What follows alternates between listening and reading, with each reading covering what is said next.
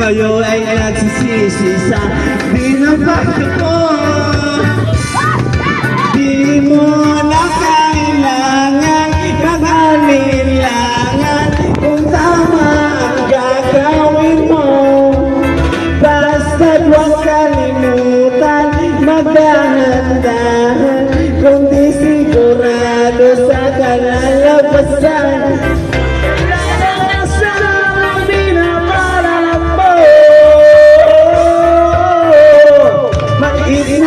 Bukas lumalapit kung di gusto dumadami.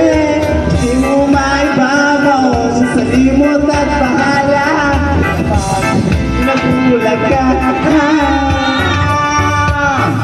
nang maling akala nga ako magalat na palitan na ang kaligtas ay madaling makuha. Bago maiwala, magsiksik ka muna, marami ang namamatahan sa maling akala. Butas na malaki kung ilusot dumadam.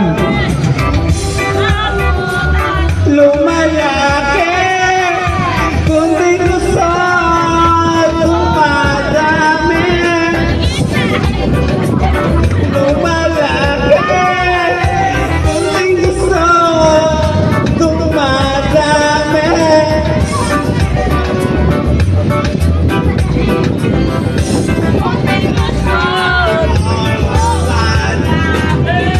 Di mo maibabaw sa limot at bahala kapag